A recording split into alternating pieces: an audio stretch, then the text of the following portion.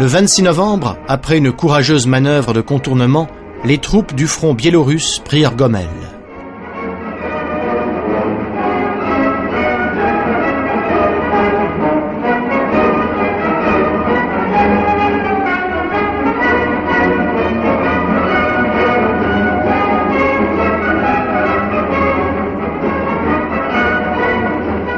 Pour la première fois en 2 ans et demi d'occupation allemande, les résidents revirent leurs concitoyens, les soldats de l'armée rouge. Peu d'habitants de Gomel survécurent jusqu'à ce jour et purent savourer la joie de cette rencontre.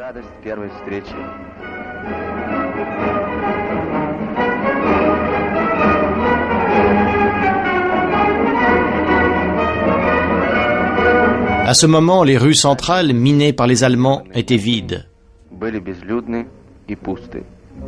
Seuls les sapeurs effectuaient leurs dangereuses tâches et dégageaient les mines dans les maisons, les rues et les trottoirs.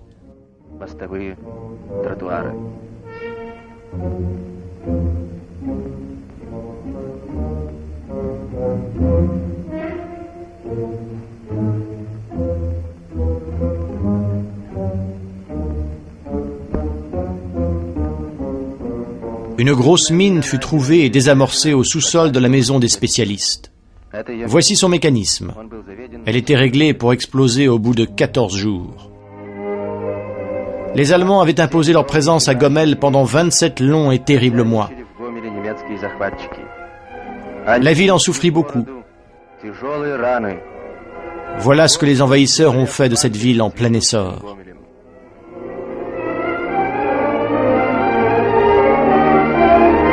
Les usines et les centrales où travaillaient des milliers d'ouvriers ont été bombardées et incendiées. Le célèbre musée de l'histoire, la fierté de la ville et ancienne résidence du prince Paskevitch, a été détruit.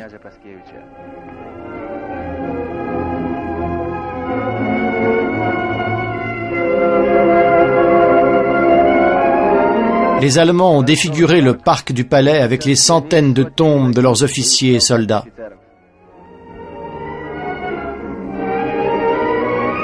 Dans leur retraite, les barbares fascistes ont brûlé la bibliothèque de la ville.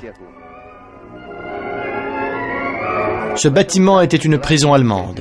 Avant de quitter la ville, les monstres de la Gestapo l'ont fait exploser alors qu'elle contenait encore des citoyens soviétiques emprisonnés.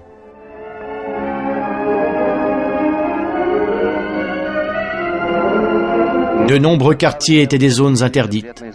Ceux qui y pénétraient étaient exécutés sur le champ.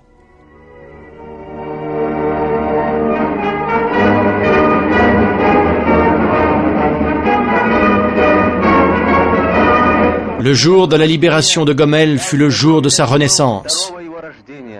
La vie revient dans la ville.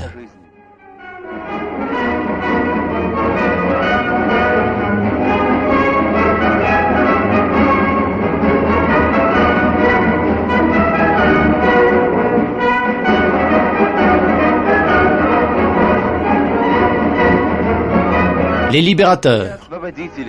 La mère patrie leur demande de se rendre maintenant à l'ouest, là où notre peuple lutte toujours pour une Biélorussie soviétique. Les héros quittent glorieusement la ville.